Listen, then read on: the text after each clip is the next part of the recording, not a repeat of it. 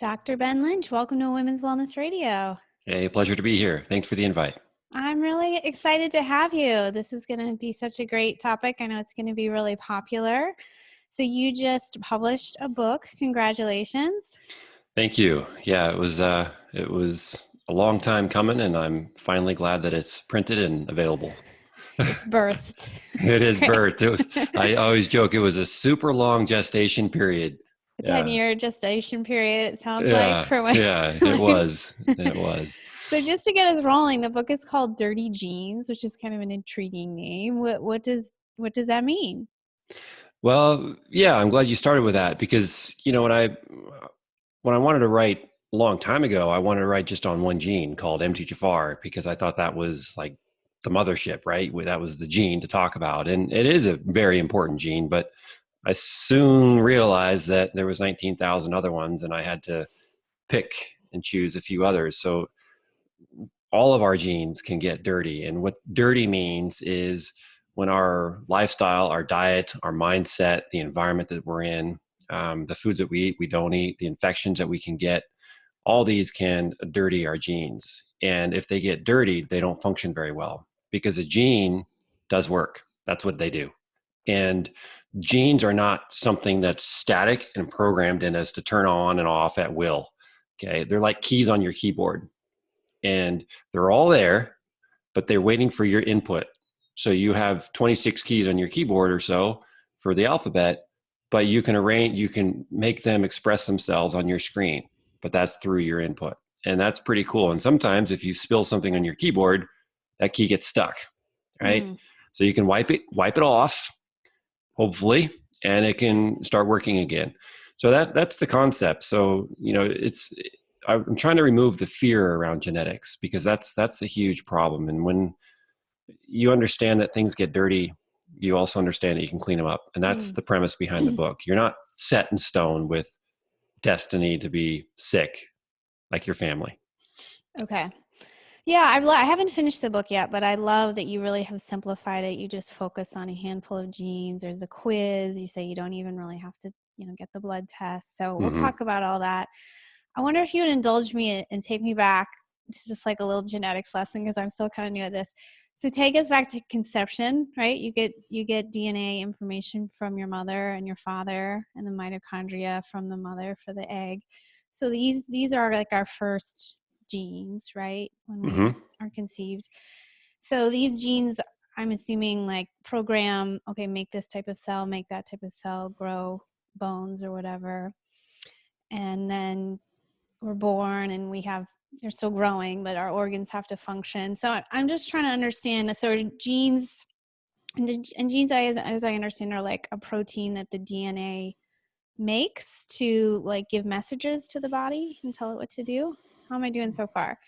Yeah, you're doing pretty good. Yeah. And so, at the moment of conception, you inherit your dad's DNA and your mom's DNA, right? You bring in their genetic information to you. So now it's a really important period that hopefully that your mother was eating a very good diet and eating supportive foods during pregnancy. She didn't have too many chemicals in her. She didn't have too many gut infections. If it was a C-section, you were given, you got probiotics or, vaginal secretions right away to support your microbiome. So, at birth is a very important period and during pregnancy, while you're in your mom's womb is an important period of time. So that's huge. And so, but genes are built up, yes, with your DNA, and that DNA is set for the most part. It's locked in stone. And you can get what's called de novo mutations, which is where your genes you're toxic or the environment is stressing you to some point, and your genes can actually get a new mutation that you did not inherit from your parents. And this can happen. And it doesn't happen. I don't know the frequency in which it happens, but I don't think it happens very often. But I haven't really looked into them that much because it's not my area of expertise. But I want people to understand that the genes that you inherit are set. You're locked in. Okay. So I have genes which predispose my skin color. my eye color, my hair color, the hairstyle, it's straight. And so these you can't change through mindset, diet, environment. Okay, they're set. I wanted to pick genes which you are very amiable to your choices. So if you choose to do something that's protective and supportive for your genes, you won't get symptoms. In fact, you'll prevent them. If you make a choice where you're going to actually put more work onto your genes, more stress, more effort, or gum them up, then you're going to get symptoms. And we have choices every day, every moment. So I have a choice to be stressed for this podcast, or I have a choice to be excited, right? And I choose to be excited and get the information out there. So as long as your choices are, I would say 70, 80%, positive for your genes, and 20 to 30%, not so good. I think you're going to be pretty favorable moving through life. Okay, I like that way of looking at it. So some genes are more affected by our environment, or able to be affected by our environment, or Absolutely. others, yeah, like eye color. I don't think anyone's thinking we can change change that down the road.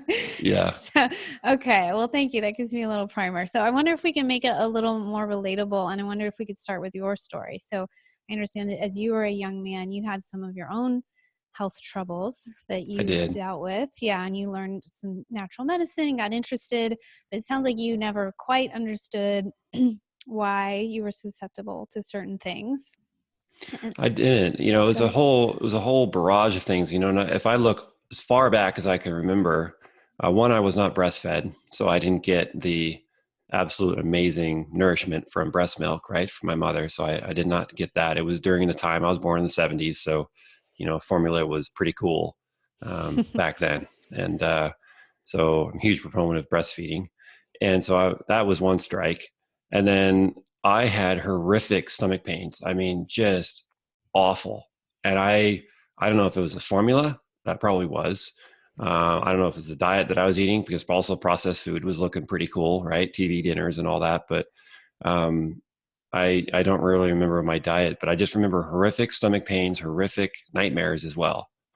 And so that was one. And then I was super reactive to many things, and I sprayed Roundup all over our family's ranch, killing Canadian thistles, because we had a 100 acre ranch, and we moved there, and it was just Canadian thistles everywhere. So I'm spraying Roundup literally in tennis shoes, shorts, and a t-shirt, and no gloves.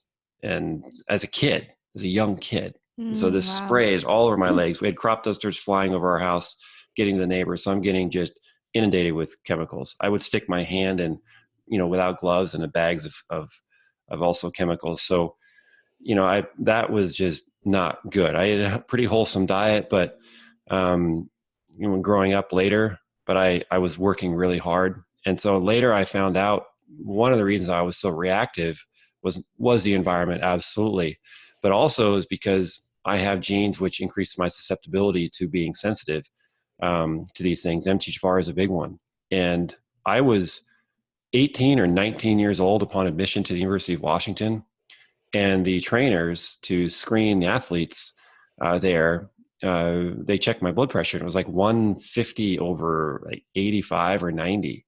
I was Mm, 19, you know, yeah. and they're like, they were stunned. It's like, did you just drink a bunch of coffee, or are you stressed out, or do you just run really hard? I mean, what happened? I was like, no, just chill. I'd say, well, you need to change this and work on it. So I don't know what I did, but I got on the team, and I don't remember, but that was pretty concerning, right? So it Yeah. yeah, one step through the other, and we all have dirty genes, every single one of us.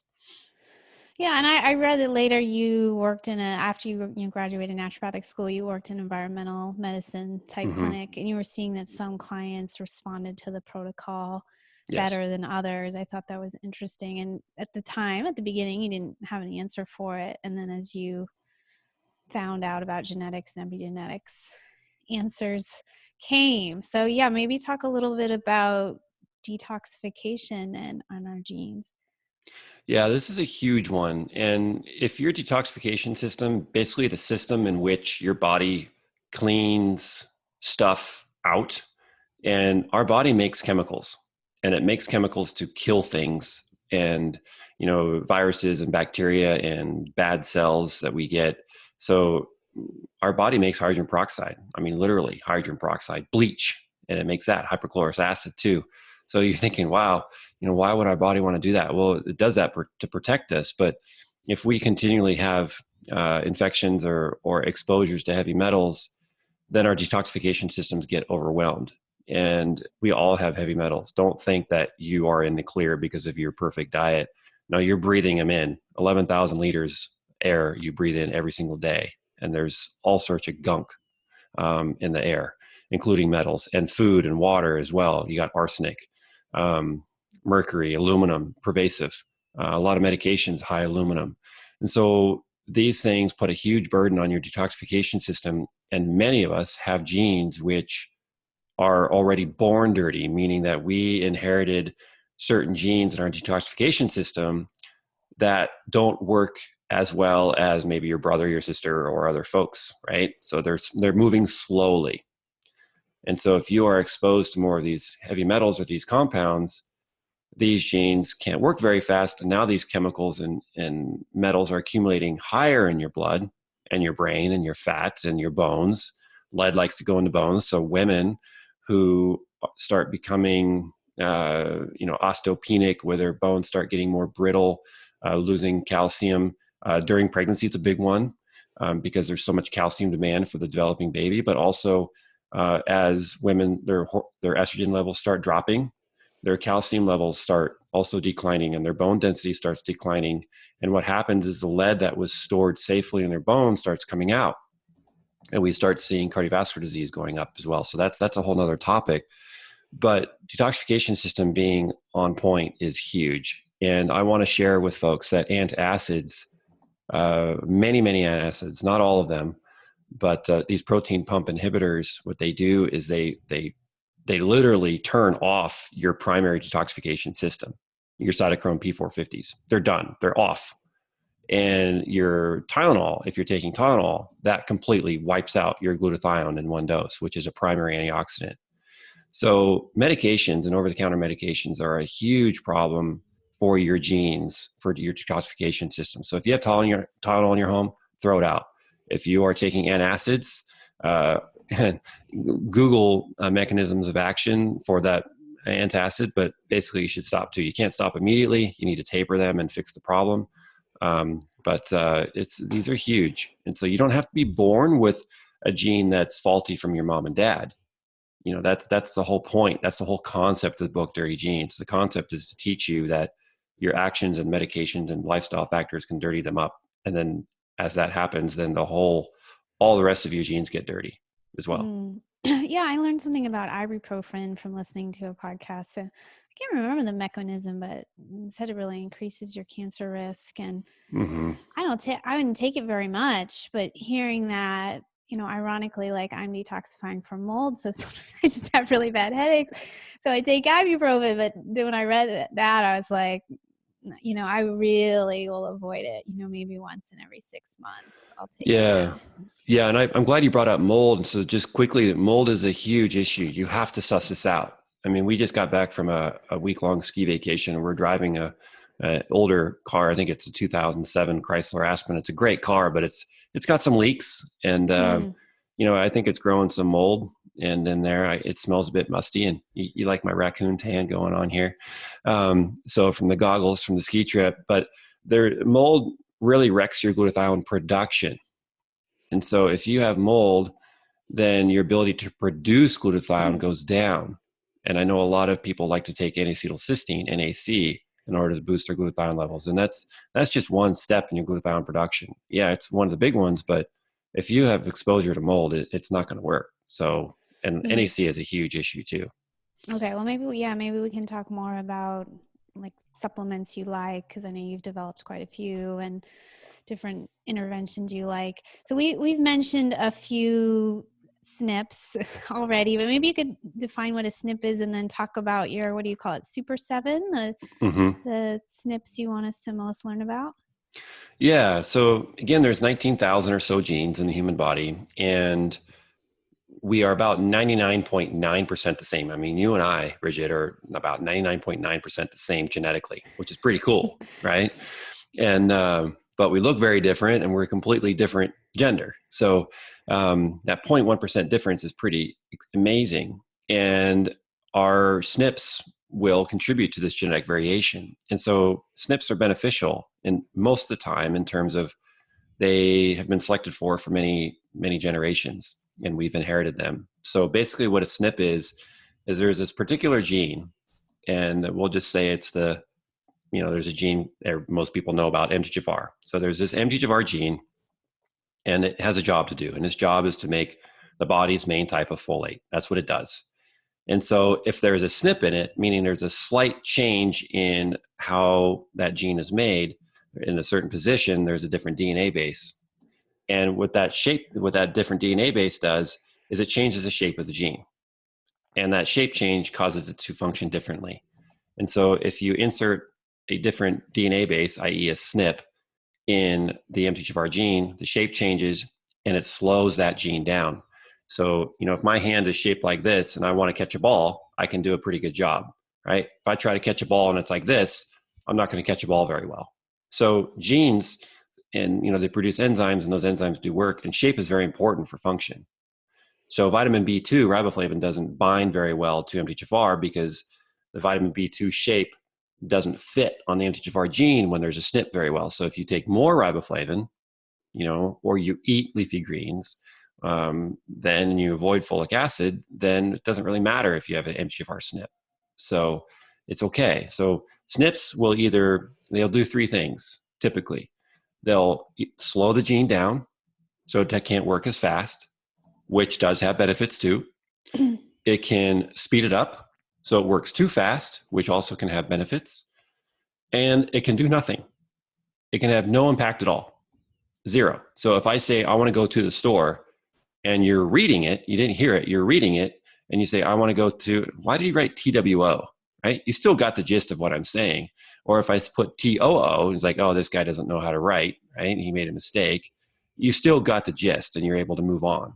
Now, if I went cow store, you're like, what? Right? So it depends on how significant the SNP is. And I will tell you, most SNPs are insignificant. So if you do genetic testing and you run these 70 plus page reports, and you have all these pluses and minuses and reds and homozygous and heterozygous stuff, and you freak out, well, everybody has those. Okay. Everybody has different Everybody has variations. some collection of those. Everybody does. Okay. Everybody does.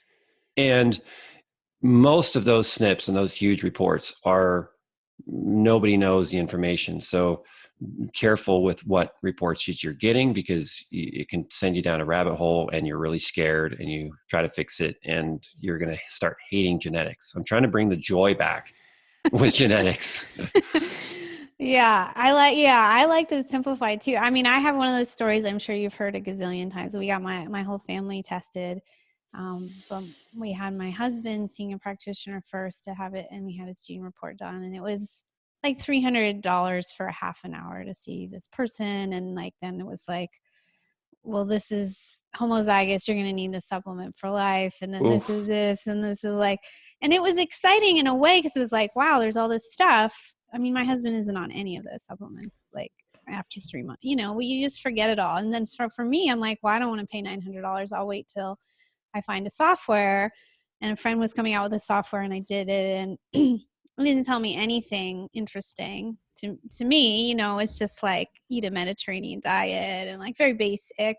Mm-hmm. So in the end, I just have the report. I still don't know anything because it's like I need an easier way to just give me some highlights and give me some action steps, which I feel like is what your book is doing. Yes. And then, and I didn't get to the quiz part. So you've got a quiz that helps you identify if you might have some, I don't know what to call it, some irregular function in some of these genetic Some areas. dirt.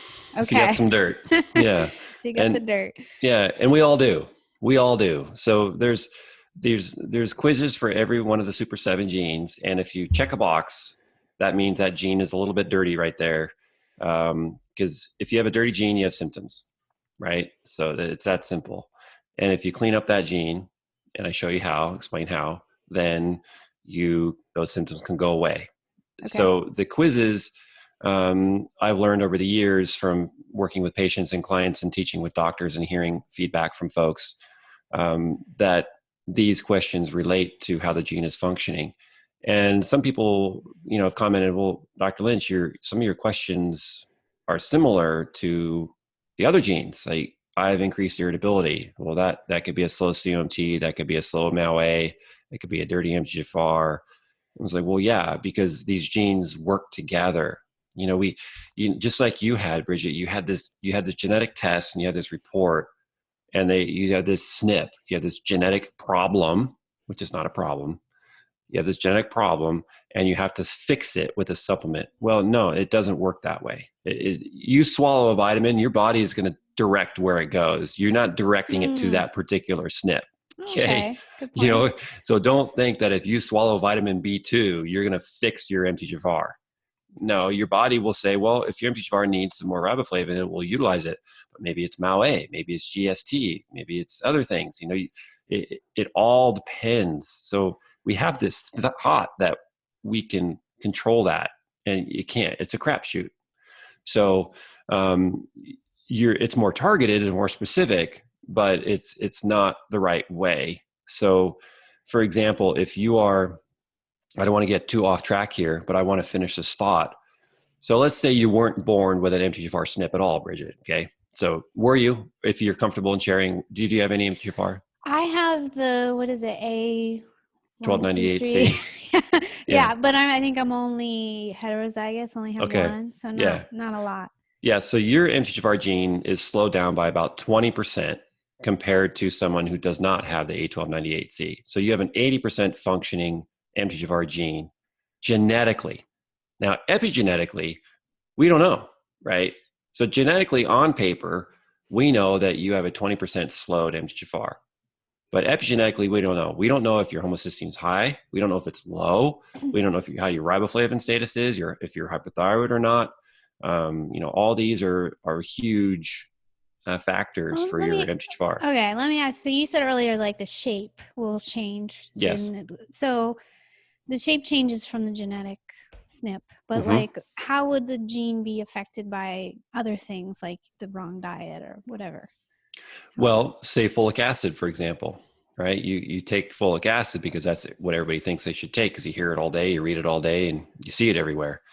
But folic acid will actually slow the MTHFR gene down. And that's based on research. I mean, I have full bibliographies in the back of the book as well for that cite the research that I'm referencing. So Dirty Genes is scientifically backed. And so folic acid will slow the MTHFR gene down. So genetically, even if your MTHFR gene is born fine, right? Let's say you didn't have any SNPs in it. Well, if you take folic acid, it's acting like a SNP. So Did I hear it blocks the receptor site because it's it, synthetic? yes, Okay. it binds to the receptor sites better than real natural folate. It also blocks. It doesn't. I don't like using the word block, but it binds to the receptor sites better than natural folates, and it also binds to the folate transport proteins. So this is the other thing. We think we swallow a vitamin, and it just magically does its thing. Well, you first have to absorb it. Then you have to transport that vitamin, and then it has to bind to a receptor. Then it has to get inside the cell, and then it has to have the enzymes in place to be able to utilize that nutrient. Okay. So just imagine you trying to get from waking up in the morning to actually sitting down and responding to emails. How many steps did that take? Right? Probably hundreds. So it's the True. same thing when you swallow a vitamin. There's many, many different steps, and folic acid will interfere with the transport of your folate. It will interfere also with the binding of your folate to your receptors. So you will become basically deficient in real healthy folates because the folic acid is gumming everything up. There's still some benefit to folic acid if you are absolutely folate depleted, because there is some benefit to it that's been proven. But there's a lot of negatives too, that because as folic acid is everywhere. And I don't want to get too down in depth on this because I have a whole article for folks Okay. for free at drbenlynch.com. Just type folic acid side effects, Dr. Lynch. in Google, and you'll be seeing that. There's a video there for you as well. I describe it in the book as well. Okay. Awesome. So let's get into go through that Super 7 list in a minute, but maybe we can go into what things block because we're sort of already talking about it. Medication, synthetic folic acid.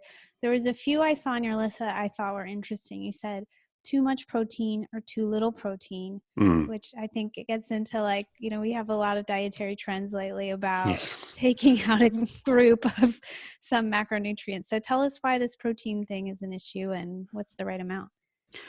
Well, protein is a huge deal. So we need it backs down to, let's back up and say, well, why do we eat? Right? I mean, seriously, why do we eat food? And it's like, well, because I'm hungry, you idiot. No, well, yeah, but why are you hungry? And there's a lot of things going on here, and understanding what food does makes you appreciate it more. So food is a building block for you and your body, and food is also helps your genes perform functions. So if you eat protein, then your COMT gene is able to to process dopamine. Okay, there's other genes in there as well, but COMT um, processes your dopamine and your norepinephrine, epinephrine, and estrogen.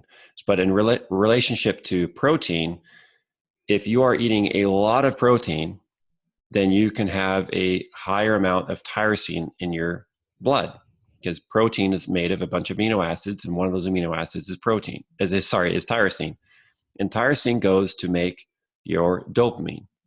And if you have a slower COMT gene, meaning that COMT gene cannot break down that dopamine very quickly, then the more protein you eat, the more tyrosine you have, the more dopamine you have, potentially, not always the case, but potentially. And now you find yourself anxious, you can't fall asleep at night, you're irritable, you have PMS symptoms. From too much And dopamine, is that what you're saying? yes, from too much Oh, dopamine. I didn't Yes. know that was a bad thing. I didn't know there Yeah. could be too much. Okay. Yeah. Oh, there can be too much of anything. There's too much Okay. of air. There's too much of water. Okay. You can have too much vitamin C. I mean, you can have too much of anything in life, anything. Okay. So And okay, go ahead. yeah, so too much of dopamine, then again, so protein provides tyrosine. Tyrosine helps make your dopamine. And so slow COMT, its job is to break down that dopamine. Okay. So if you're providing your body a bunch of dopamine and your COMT is working slowly, you're going to have high levels of dopamine. Now, there's a benefit to that. You're more aware, you're more focused, you're more attentive, you have less likely to be depressed, you're outgoing, you're very driven, type A personality, you get stuff done. It's fantastic. But you keep pushing it, you're not aware of these characteristics, and now you crash and you burn out, you become irritable, you can't sleep, and so on. So it's this vicious cycle of this type A personality, me. And so I do thrive on protein. I do very well with it, but I do very well with protein in the morning and at lunch. I try to minimize my protein in the evening if I'm stressed out or anxious, or I feel that I'm too wired. Okay. Mm. So if I'm too wired or anxious or irritable, and I had a fair bit of protein earlier in the day, then in the evening I don't eat too much protein, because then I've got too many stimulating neurotransmitters floating around in my brain. And protein also provides histamine, and histamine can be very problematic for a lot of people. And we talk about two major genes in the body for histamine, and that's MTHFR and DAO. So protein is a big one, and arginine also supports your NOS gene, which arginine comes from protein also, which is your cardiovascular system. So it's all a balance. If you want to learn more, you can Google nitrogen balance, and I talk about this too in the Dirty Genes course. I talk about it more in depth in that course as well, and I show a lot more scientific diagrams. But in the book, I give you a ton of information that you can just apply as well. The Dirty Genes course is just a lot more diagrams and more in depth, more scientific. Okay. Interesting. Interesting. Yeah, I know that you're supposed to have carbs at night to make melatonin. I hadn't really thought Yes. about like less protein. Yeah. So let's hit that for a second. So carbs provide tryptophan. Okay. So we hear, it was like, well, what do you mean? Tryptophan is found in protein, right? Well, it is, but tryptophan and tyrosine, they compete for absorption. So here we go, right? Where you think that your body can just absorb anything. Well, there's a lot of nuances going on. So your body will not absorb tryptophan to get into your blood if there's a bunch of other amino acids around. It's just, I think it's too big or something. They use similar transport proteins. So if you eat carbs in isolation, meaning you have some bread or some chips or what have you, carb containing foods, quinoa, rice, so on, then you've got a lot of tryptophan in there. You'll absorb that tryptophan. Tryptophan supports, bless you, Thank you. tryptophan supports your serotonin, and serotonin becomes your melatonin. So you will sleep well. And Mm. there's genes which, burn through people's serotonin really fast. I call it a fast MAOA. So MAOA's job is to burn through serotonin. And if it's burning through serotonin quickly, then you have more susceptibility to becoming blue and depressed. You fall asleep very well, but you don't stay asleep. You're a Mm. carb craver. Mm. You just gravitate towards carbs all the time, and they give you a lift, but you just fall right back down again. So, these are very simple little quizzes that you can take in the book. When you get there, and you say, okay, well, if I'm that, what do I do about it? Well, I walk you through it. Yeah, I like it. It just seems like it's promoting bio-individual medicine. Mm-hmm. We are all different, and we can celebrate that instead of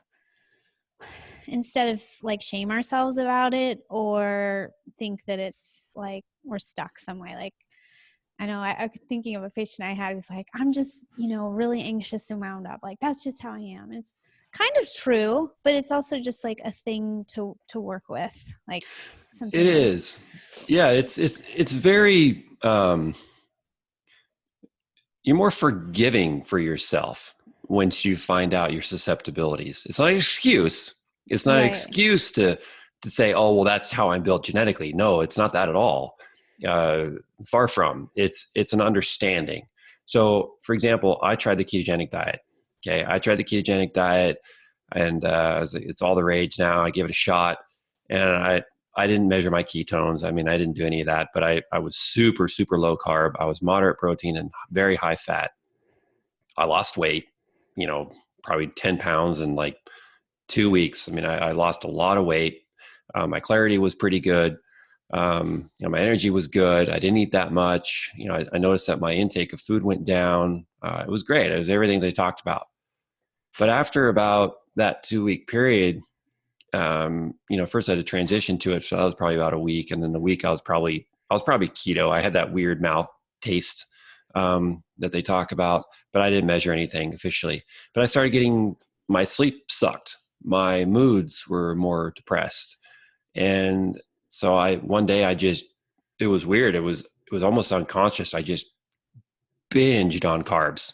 I mean, peanut butter and jelly, chips. I think I had rice or pasta. I mean, I just loaded. My moods were better. My sleep was better. I felt better. I was like, God, I felt like a failure. So I tried going back on keto again. Same thing.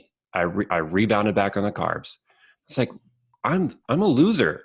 Really, all these people are doing it and I can't do it. Well, I have fast MAOA. I burn through my serotonin wickedly fast and I need my Mm. carbs. And so a ketogenic diet was not for me. I couldn't do it. I'm a low carb typically. On the ski trip, I ate more carbs, and I know my susceptibilities, and so that's just one example where if you know your genes, then it can explain things of why certain things don't work for you, yet they work for someone else.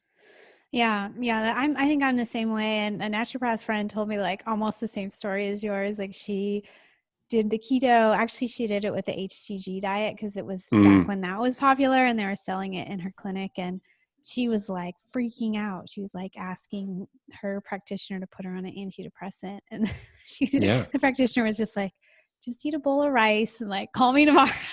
And she was totally fine. So yeah, it's yeah. pretty interesting. But yeah, I know some people do say they do well on keto, but yeah, I think we need to don't push the point if you try it and you feel like it's not for you. Well, and then Um, there's another gene with that because if someone is keto, they think eat fat. right? That's what they think. They think eat fat, right? Is that what you think when you hear keto? That's the number one source of calories. Yeah. Yeah. So you think eat fat, and that eliminates your vegetables, it eliminates your carbs, and it eliminates your protein. And a lot of people just they'll eat fat, and or they'll take exogenous ketones, supplement based ketones, and hope that'll work, which I am far from a fan. But if you're not eating sufficient protein, then your COMT, if you have a fast COMT, you're not providing tyrosine to your system, and your dopamine drops. So if you have a fast MAO-A type, and if this sounds like, what are you talking about? I explain it in the book. It's very easy. So if you have a fast MAO-A, your serotonin is lower. Okay, your serotonin is lower, so your mood is lower. If you have a fast COMT, your dopamine and norepi is lower, and if that's lower too, then you're going to be quite blue and depressed on a ketogenic diet. Now, if you have a Mm. slow COMT and a slow MAO-A, the ketogenic diet could be amazing for you. Oh, Amazing. okay. So it all depends on how your genes you were born with, but also how they're acting right now. So if you're high estrogen and high histamine, and you're moody and you're cranky, a ketogenic diet could be amazing.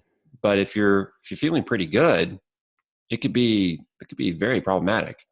Okay. Yeah, so within this list of things that can alter your genes, you mentioned earlier that if you're going through pregnancy or perimenopause, you could release lead. So that's affecting things. But I wondered if just like the instance of going through perimenopause, for example, just because of all the hormone levels changing and your brain's changing with that, could that just start to activate some genes that weren't acting up Oh, before? for sure. For Okay. sure. Absolutely. I mean, I've got 3 boys, right? And their genes are changing as they're aging and growing and maturing. And, it's where our genes are always doing different things. And as we age, some work better and some work worse. And so, for example, our ability to make melatonin as we age drops significantly. It's the melatonin in a like a kid is way up here in the evening, and melatonin in an adult is like in a 50, 60-year-old is like way at the bottom. Okay. And so it's interesting. And so with perimenopause and menopause, same things are happening. There's a gene in the book called PEMT, and PEMT loves estrogen. It really enjoys estrogen, and as your estrogen levels are higher, your PEMT gene works better. And well, it's one of the factors, right? And so there's multiple influences, but estrogen supports your PMT's function, and PMT's job is to make phosphatidylcholine. That's its job. And phosphatidylcholine is the number one compound that you need to have available for every single cell membrane that you have in your body. And you have gazillions of cells in your body, right? That's scientific for you. So your gut lining is renewing itself every 7 days. How many cells is that? How much the percentage of dust that is made of your skin of other people in your home. Sorry to gross you out, but that's a lot of dead cells, and you're dusting off your carpets and your tables and so on. That's skin, that's cells. And so it's really important, your mucus, right? There's cells in there. And so you're burning through and you're producing cells all the time, and your red blood cells, if you're anemic, you don't have enough red blood cells, you got to make more. When you're pregnant, women like to think of convenience, and I get that, but a 1-a-day prenatal or a gummy prenatal, look, the prenatal is to support your health, your developing baby's health, and the entire formation and maintenance of the placenta. You're supporting 3 different main things here. Wow. Yeah. So, genetic function does absolutely change, and the requirements throughout your life changes as well. So there's a lot going on. Okay. So it's not just, oh, this phase or that phase. It's kind of any phase you're in, whether it's you're going to medical school or you're traveling the world, or there's new demands, Well, new yeah, influences. or you wake up in the morning and you go for a walk. You feel great, right? You wake up you tune in and it's like, yeah, I feel really good. I'm in a great mood right now. And you go for a walk, you don't even have breakfast and you're thinking great. And as you're walking down there's this diesel bus just idling and the exhaust is just everywhere and you can't get rid of it. You're on your walk, you're like, damn, I wanted some fresh air. And you're just sucking down all this exhaust and you keep walking. You got the dryer vent sheets from like 10 neighbors down the street are pumping out all these chemicals from their dryer vents. And then you come back and then your one of your family members gets all on your back because something happened and now you're getting stressed from that. So now your good day is completely changed in a matter of 30 minutes because you just suck down all these chemicals. And when you breathe, all that stuff goes in your system. Your genes have to deal with that. And then you step into an environment where there's someone riding you, then that changes you as well. And that triggers certain genes. And now your mood is gone. So it happens really fast. It's moment to moment to moment that your genes can get dirty or Okay. clean. Interesting. Okay. There's one other social condition I want to ask you about, because I know you said you mostly don't need to test, but I'm thinking of some of my ladies who have unexplained infertility or recurrent miscarriage. Mm-hmm. And, if we're not finding anything else, I wonder about the genes. And is that a case that it's worth testing and getting some counseling? What do you think? I'm a huge proponent of lab testing and genetic testing when you get stuck. So if you're reading the book Dirty Genes and you do the soak and scrub, which is basically a cleanup protocol, you clean up your diet, clean up your lifestyle, you clean up your environment. You're like, oh God, you're going to tell me to exercise. Well, I'm going to tell you to exercise a certain way. I'm going to tell you to eat a certain way. I'm going to tell you to eat meals. I'm not going to tell you. I'm going to suggest, provide information, and so the recipes you modify and so on. So you go through there and you start feeling a bit better, but you still kind of and then you retake the quizzes and you're like, yeah, this gene cleaned up a little bit by making those modifications you suggested. So I did those. I'm still feeling not quite right. And so you take these quizzes, like your MTHFR is still dirty, your DAO is still dirty. And he's like, well, Mm, okay. Then you go into spot cleaning mode. And spot cleaning mode is where you start really focusing specific actions to help clean up those genes, very specific. And you take the quiz again, you start feeling better, but you're still not absolutely on point, right? You went through the book, you did all these things. It's like, God, I'm only 20% better. I'm still something's missing here. And so then I tell you in the back, I said, well, if you did all these things and you're not that much better, then there's underlying infections, there's underlying chemical exposures, and there's something else, biochemistry that is really out of whack and you need testing. So there's a whole appendix in the book for lab testing itself. okay. So for the Super 7, I have a significant list of labs. And when I say significant, I don't mean like 20 or 30 labs that you would order. I talk about on point, targeted, efficient labs to utilize. I have general labs that everybody should look at to consider, like a general health screen. Now, my general lab list is very significant. And Okay. if I recently went to a talk for a real estate mortgage group, and I asked them, I said, when was the last time your homocysteine was checked? And none of them raised their hand. I was like, whoa, okay. When was the last time your lipoprotein little a was checked? One person raised their hand. And so that's pretty significant. So you got to choose these things. So general labs, important for everyone across the board. Now, if you're, recurrent miscarriage and dealing with infertility, I would be ordering labs from day one. And I'd be looking at genetics from day one if the patient was okay with that, if it was going to cause more stress. Like these tests that you can get for pregnancy that look at genetic health risks for your baby. I personally, I think it's scary. I would not want to know the risk chance of my kid having cystic fibrosis or Down syndrome or all these, Parkinson's, or I just want to have, the best, healthiest pregnancy that my wife and I can have and experience. And knowing that my son or my daughter or our son and daughter has a 1% risk of a certain condition, all throughout pregnancy, you're going to be stressed about that. and that's doing more harm to the baby than you knowing. So tests like Counsel, CONSYL, I personally don't think it's useful unless you have a significant disease risk in your family. Maybe cystic fibrosis is all the way down the line and you want to see what you can do. But yes, I would order tests from day one for pregnancy for sure, and infertility, miscarriage. And there's a lot you can find if the right tests are ordered. And Dirty Genes, I provide you. So if you are considering pregnancy and you're having some issues or you're not having issues, the lab tests recommended in the back of the book are phenomenal for that. Yeah, the timing on that, I think, is, like you said, a little personal, but sometimes we're afraid to know because we're afraid to test. But I've also seen people, quote unquote, like waste 3 or 4 years of trying because they didn't get tested. Mm-hmm. I think in one client we had, and her husband had what's it called, retroverted ejaculation. So for 3 or 4 years, you never put out any sperm. Oh, That's a wow. pretty important test. How would they have known without testing? So sometimes testing is really important, Yes. and you can get to a solution a lot faster that Mm-hmm. way. So great. Well, we obviously didn't cover everything because it's impossible, but I think we gave people a good taste of it.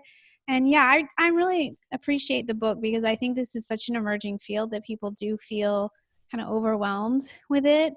So you really made it much simpler. And I like how you gave the going beyond, because yeah, that's like the clients we see.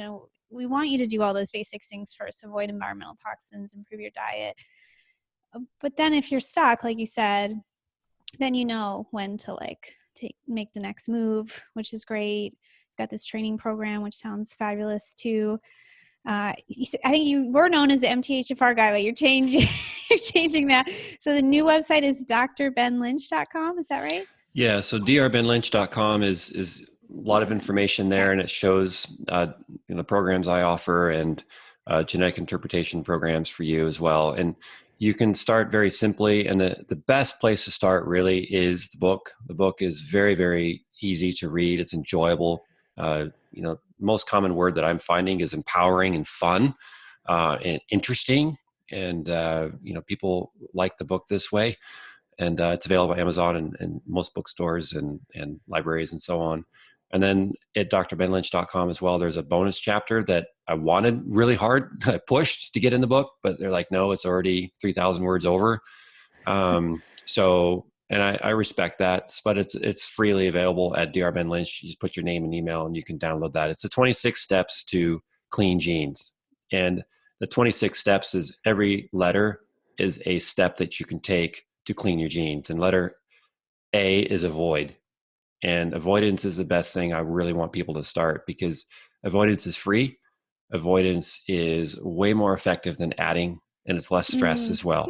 Good point. A Good lot of point. people try to supplement their problem, It's but true. the best thing you can do is avoid the problem in the first place.